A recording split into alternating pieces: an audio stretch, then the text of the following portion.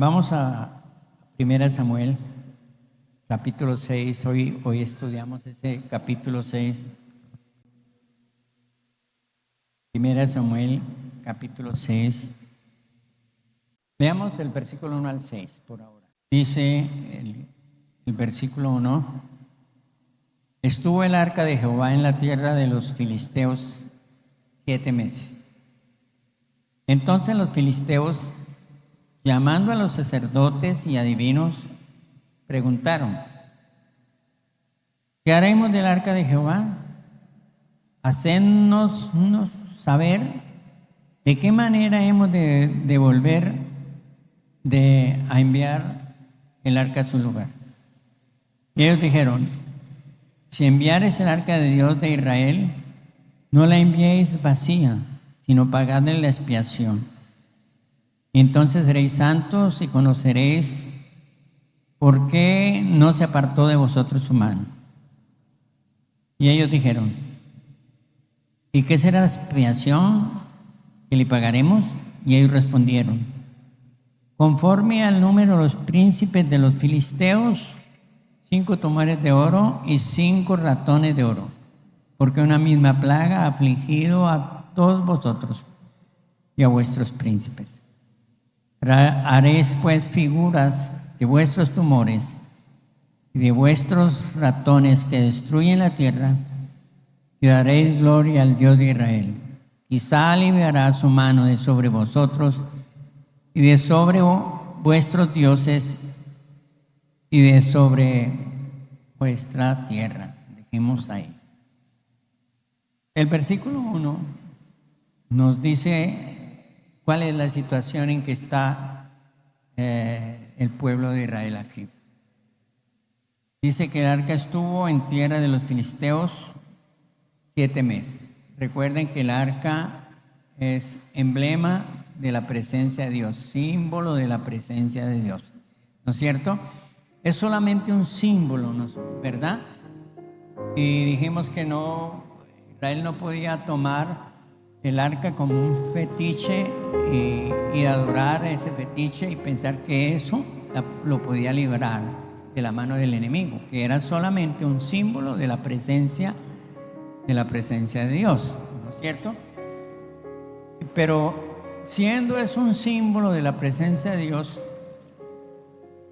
perder eso, ¿no? Como lo están haciendo ellos acá, era sinónimo del disgusto de Dios con el pueblo de Dios al abandonar al pueblo de Dios.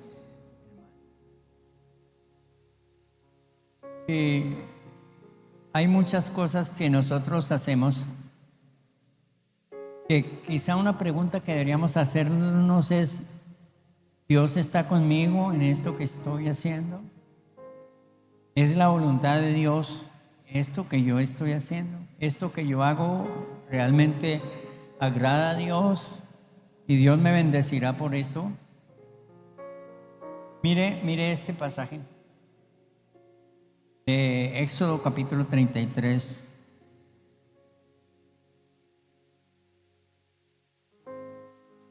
Cuando el pueblo de Israel va a la tierra prometida, 33, versículo 1. En el capítulo 32, el pueblo de Israel cometió un gran pecado. Ellos hicieron una imagen de Dios, ¿cierto? Y Dios les había prohibido en el capítulo 19 hacer imágenes. Les había prohibido que no podían hacer imagen de Dios porque nunca lo habían visto, ¿cierto? Ni que está en el cielo, ni ningún Dios en la tierra, que no podían hacer imágenes, ¿verdad?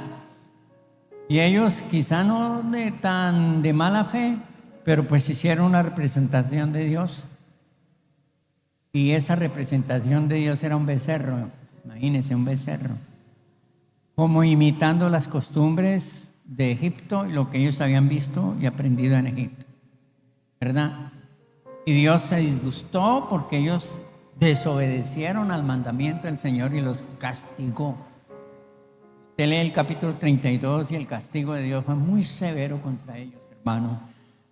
vino una plaga y una mortandad terrible. Y en el versículo 1 del 32, Dios le dice a Moisés esto, dice, Jehová dijo a Moisés, anda, sube de aquí tú y el pueblo que sacaste de la tierra de Egipto, a la tierra a la cual juré a Abraham, Isaac y Jacob, diciendo, a tu descendencia la daré. Y yo enviaré delante de ti el ángel y echaré fuera al cananeo, al amorreo, al eteo, al fereceo, al heveo y al jebuseo. Y la tierra que fluye eche miel, pero yo no subiré en medio de ti, porque tú eres un pueblo de dura cerviz, es decir, rebelde, de dura cerviz. Y no sea que te consuma en el camino. Entonces Dios dijo, Dios les ha prometido entrar con ellos a la tierra prometida, acompañarlos todo el tránsito por el desierto. Pero ellos cometen un gran pecado y Dios dice, no, yo ya no voy con ustedes. Voy a mandarles un ángel que los acompañe, ¿cierto? Porque ustedes son muy rebeldes. No sea que en una de esas de rebeldía yo los acabe a todos. Dice ahí. Y mire el versículo 4. Oyendo el pueblo esta mala noticia, que no era suficiente que un ángel fuera con ellos, ¿cierto? No era suficiente. No era suficiente. Porque no es lo mismo que Dios mismo vaya que un ángel fuera con ellos. No es lo mismo, ¿cierto? Hay quienes adoran a los ángeles y tienen su devoción por los ángeles, ¿no es cierto? Pero yo prefiero adorar al dueño de los ángeles, al hacedor de los ángeles, al Señor de los ángeles. ¿Cierto? Claro. Y dice, y oyendo el pueblo esta mala noticia, vistió de luto, dice. Vistió de luto, como recibieron eso como un funeral.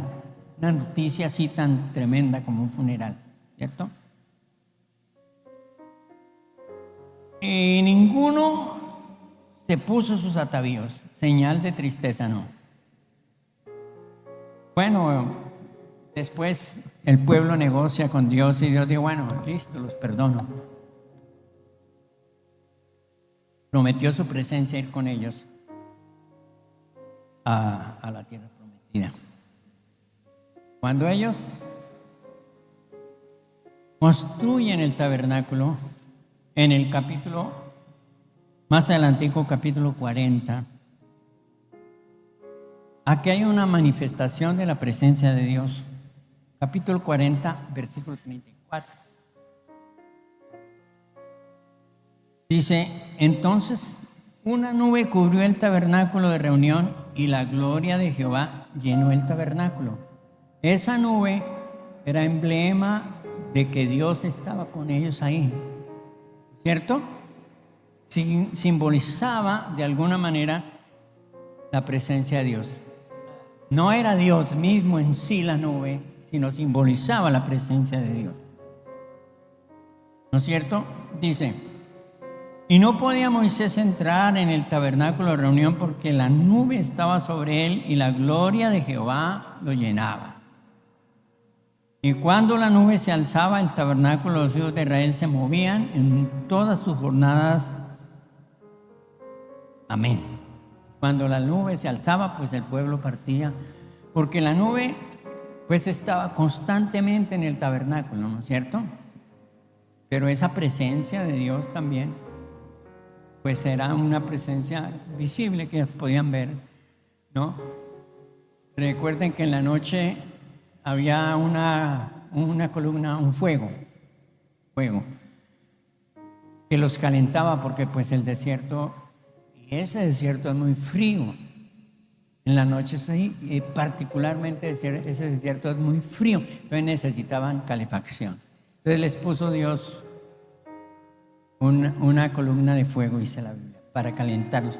Esa simbolizaba la presencia de Dios permanente con ellos todas las noches, ¿no es cierto? En la nube y en el día tenían la nube que los guiaba. Cuando fueron a pasar el Mar Rojo, recuerdan ustedes Era de noche y la columna de fuego iba con ellos, detrás de ellos. Esta vez no iba adelante de ellos, sino detrás de ellos. Y tras de ellos iba el ejército de Faraón, ¿se acuerdan? Cuando está en la mitad del mar, esa columna de fuego se volvió contra el ejército de Faraón y trajo juicio contra Faraón. La presencia de Dios bendecía a su pueblo por tener comunión con Dios, pero traía juicio sobre los impíos, ¿no es cierto? Por su enemistad contra Dios, su persecución. Así que perder eso, hermanos, pues eso era una tragedia, ¿no es cierto? Y en alguna manera, si ellos en cierta medida como que menospreciaron, porque se acostumbraron a esa presencia y menospreciaron en algunas etapas de la vida del pueblo de Israel. Y por ejemplo aquí en el libro de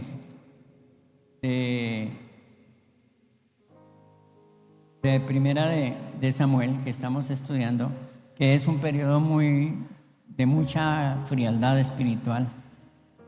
Sin embargo, usted ve que cuando ellos, los filisteos, toman el arca, viene un mensajero y le dice a Elí, que era el sacerdote: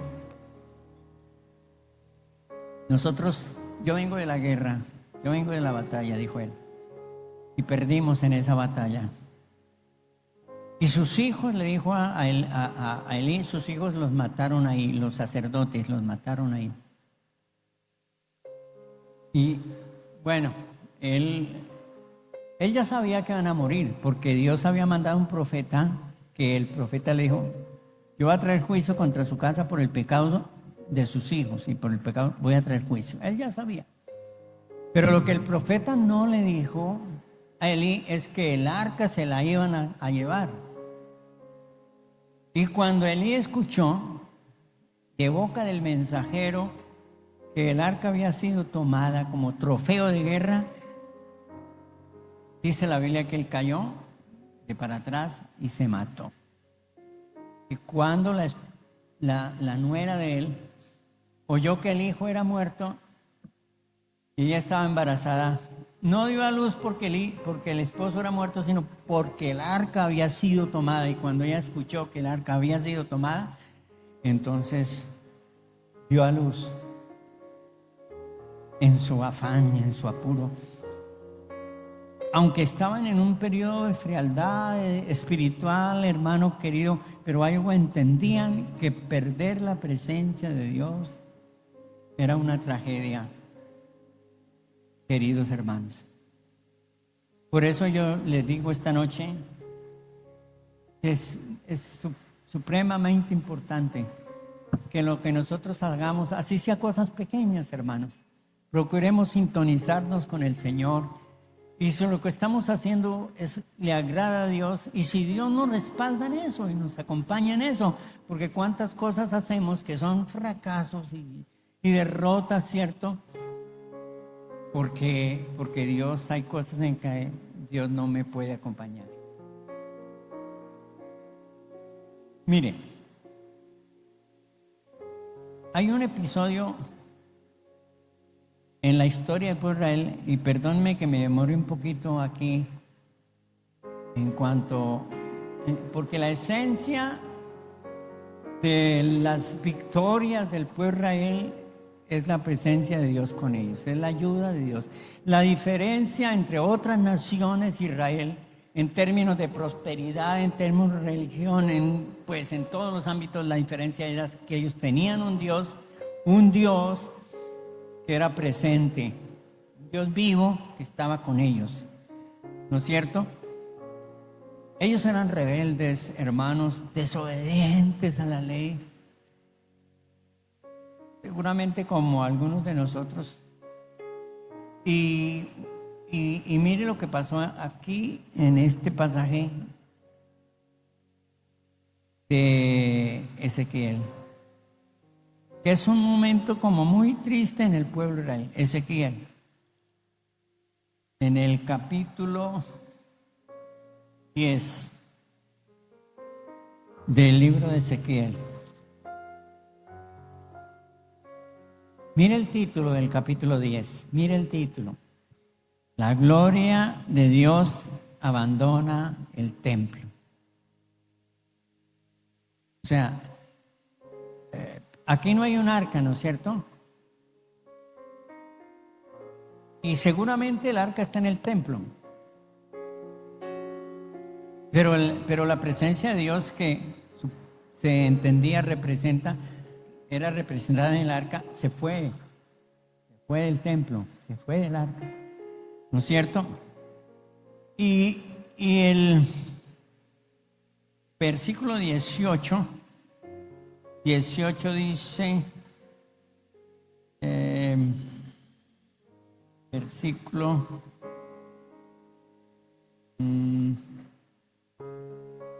bueno, el pasaje es un pasaje un poquito difícil ese pasaje, hermano.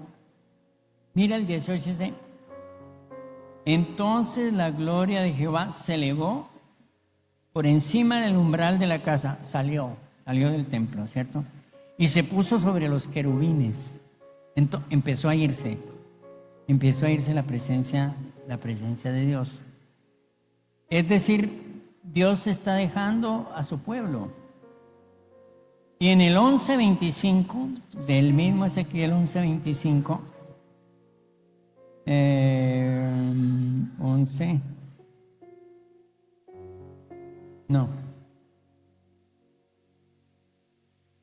Bueno, en el 11:25, no en el 25, no, ese es el 25. Dice que la presencia de Dios salió del templo y salió de la ciudad y se puso sobre un monte y se fue. Y se fue la presencia de Dios. ¿Y qué pasó con el pueblo? Vinieron los caldeos, versículo ¿qué? 23. 11:23.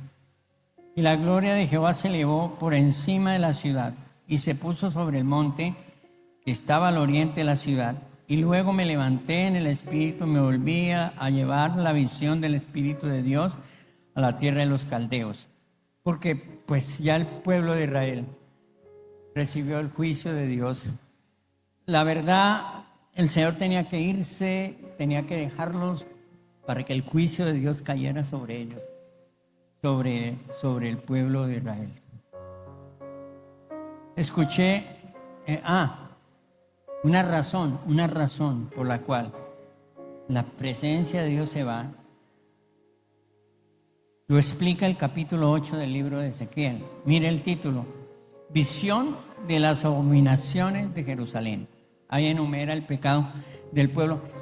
Básicamente, hermanos, es el pecado de idolatría que ellos cometen. Por ejemplo, mire el 10, y entré pues y miré y aquí toda forma de reptiles, bestias abominables y todos los ídolos de la casa de Israel que estaban pintados en la pared por todo el alrededor. Aquí hay digamos, un poder de idolatría que se tomó a los sacerdotes y los que ministraban en el templo de la casa de Dios. Hay un comentarista que dice que lo que aquí narra, en cierta manera, indica lo que había en el corazón de ellos, ¿no es cierto? Lo que había en el corazón de ellos.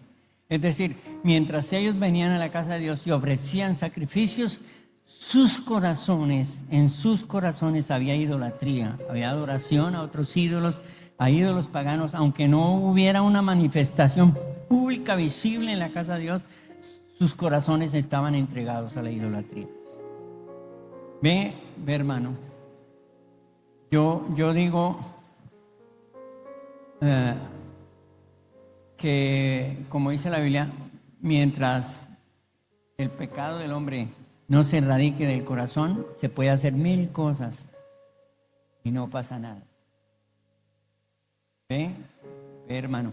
Por ejemplo, se levantó un rey en el pueblo de Israel y empezó a destruir la idolatría. a acabar con los lugares altos, a derribar todos esos ídolos y todas esas imágenes de los dioses paganos. Y bueno, y el pueblo mejoró un poquito, sí, mejoró. Los quitó de los montes, quitó los altares de adoración, pero no los pudo quitar del corazón. Y al tiempo volvió a caer el pueblo en lo mismo, porque la verdad estaba, el pecado era en el corazón. ¿Ve?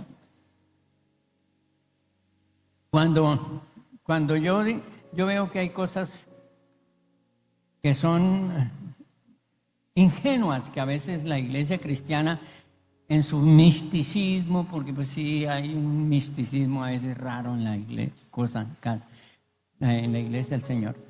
Cuando un grupo de cristianos sube a un monte y hay un centro de idolatría como Monserrate ahí en Bogotá, y derraman un poco de aceite y oran y derriban ese monte de idolatría, ¿produce algún efecto eso? ¿Qué? Pues no tienen que tumbarlo de ahí, tienen que arrancarlo del corazón. ¿Y cómo lo van a quitar del corazón? ¿Cómo? Enseñándoles la palabra de Dios y mostrándoles que lo que ellos hacen es pecaminoso y que van a ir al infierno, y si no se arrepienten, entonces la lección es otra. ¿No le parece? La lección es otra. Claro. ¿Y qué sirven hacer esas figuras físicas y eso sí, y el corazón sigue intacto en su pecado? No se modifica ninguna conducta ni nada. Yo pienso que cuando la iglesia hace esos actos de misticismo, el diablo se ríe y dice, ay, por estos ingenuos evangélicos. Y hermanos, y eso hay un pasaje en 1 Corintios capítulo 10, versículo 4. Las armas de nuestra milicia no son carnales, no son sino poderosas en Dios para la destrucción de fortalezas, derribando toda altivez que se levanta contra el conocimiento de Dios. Entonces hay que derribar en lo que se levanta contra el conocimiento de Dios. Las ideologías, las religiones, y todo eso se combate con la palabra de Dios. Hermano. Pero mire, Dios quitó su presencia temporalmente del pueblo de Israel, porque Él tiene una promesa de asistencia eterna con la nación de Israel. Usted lee la Biblia, usted ve esas promesas en la Biblia. Dios los dejó un tiempo y trajo juicio sobre ellos, ¿verdad? Pero Dios cumple sus promesas con el pueblo de Israel. Y entonces, mire, aunque aquí la presencia de Dios se va de la nación, y la nación es cautiva, ¿cierto? Y sucede pues todo lo que pasó, todo ese juicio que vino.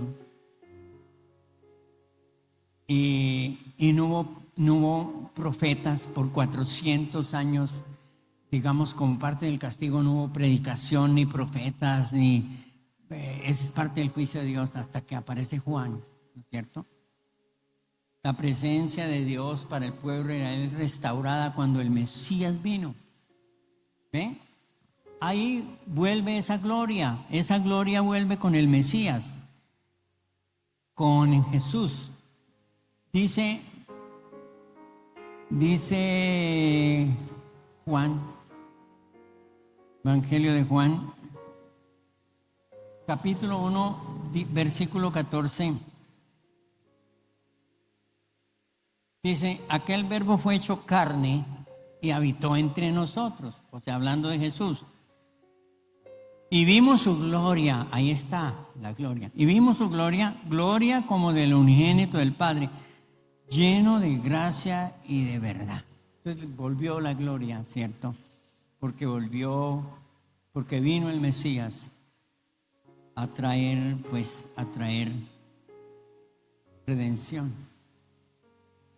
Israel crucificó al Mesías, ¿cierto? Y apostató pues, y por allá en el año 70 tuvo un juicio tremendo, porque vienen los romanos, invaden y causan semejante daño y expropían a Israel, y Israel es esparcido por todas las naciones, indica que la presencia de Dios, por lo menos temporalmente, se fue otra vez. Y ellos son esparcidos por las distintas naciones. Pero volvió otra vez, ¿cuándo? ¿Cuándo volvió? Cuando Israel vuelve a su tierra y se cumple la promesa de que que los judíos iban a venir de distintos lugares del mundo a la tierra prometida. Y usted tiene que ver hoy que si bien es cierto, es un pueblo que está en apostasía, pues no todo, porque pues habrá cristianos ahí, las promesas permanecen, ¿no es cierto? Usted escucha periodistas, usted escucha personas no religiosas, no cristianas, diciendo: ¿qué tienen los judíos que son tan prósperos? ¿Qué tienen los judíos que tienen tantos enemigos y no los pueden destruir? ¿No es cierto? ¿Qué tienen? Tienen las promesas de Dios, hermanos. Tienen las promesas de Dios. ¿No es cierto? Dios es fiel. Y mire, yo estaba pensando que, bueno, nosotros, la iglesia, las iglesias cristianas evangélicas, tenemos una fortaleza en que Dios está con nosotros y su presencia nos ayuda. Y yo estaba pensando, bueno, en el Nuevo Testamento, ¿cómo uno podría aplicar esto de que la presencia de Dios se va en la iglesia del Nuevo Testamento? Pues hay una iglesia donde parece ilustrar eso. La iglesia de la Odisea, ¿se acuerdan, hermano? Era una iglesia muy rica, tenía mucho dinero, pues mucho glamour, hermanos, programas espectaculares. No, eso, un movimiento increíble. Programas de televisión, cadenas de televisión. Usted sabe que en los Estados Unidos hay misiones cristianas, por ejemplo, la de Pat Robinson en Estados Unidos tiene una cadena de televisión. Tendrá plata ese señor, hermanos. Hermano, y por esa riqueza y ese poder, dice la Biblia que se llenaron de orgullo, de prepotencia y de orgullo, a tal punto que dice el pasaje, y eso es triste, que dice el pasaje: yo estoy a la puerta y llamo, si alguno oye mi voz y abre la puerta, entraré a él y cenaré con él y él conmigo. Estoy a la puerta de la iglesia de la Odisea, estoy a la puerta. Es decir, ellos están con sus ritos y adoración, pero ahí no está Dios. Dios está a la puerta, esperando que lo dejen entrar. Hermano, es posible que en la iglesia que se dice adorar a Dios, ¿no es cierto?, temer a Dios, no esté Dios. ¿No le parece? Terrible, hermano. ¿Qué es lo que hace que la presencia de Dios no está? Según esos pasajes que hemos leído, el pecado del pueblo, el pecado de los líderes. ¿Qué es lo que hace que la presencia de Dios no esté? El orgullo de la gente, el orgullo de los líderes, la prepotencia.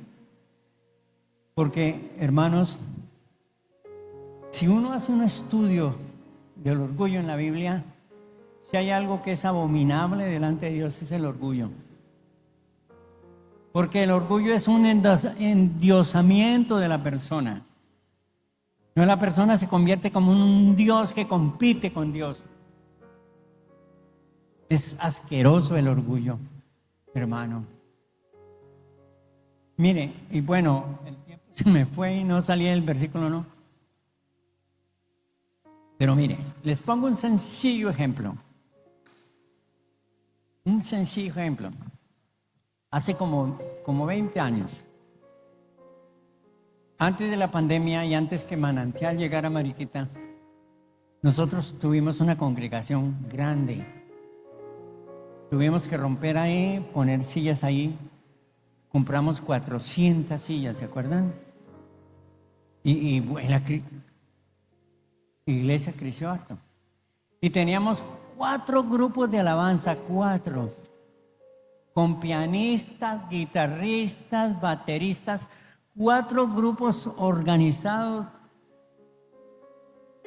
Y de manera que uno cantaba, cada 20 días se le tocaba. Una semana tocaba un grupo, la otra semana tocaba otro, la otra. ¿Y qué hicimos nosotros? Desde mí en adelante nos enorgullecimos. Ay, tenemos 4 grupos. Le podemos prestar a otras iglesias. No, vaya allí y ayúdeles. Bueno, por eso sí. Pero no, es que vean, nosotros, esta es nuestra fortaleza y vea, y nos gloriamos en eso. Y Dios sí me hizo un día entender que estamos haciendo mal. ¿Y qué pasó? Vino el Señor y nos sacó con esos grupos. Y quedamos casi sin nada. Hermano, no hay nada de lo que uno se puede enorgullecer. Y si usted tiene un don, y si usted tiene un talento, y si usted tiene una habilidad, no se enorgullezca de eso, porque al fin y al cabo Dios no lo vio. ¿No le parece, hermano? Sea prudente en destacar sus logros, sus alcances. Sea prudente en hablar de la excelencia de su persona, porque el orgullo es abominable delante de Dios. Amén, hermano. Gloria a Dios. Vamos a participar de la cena del Señor.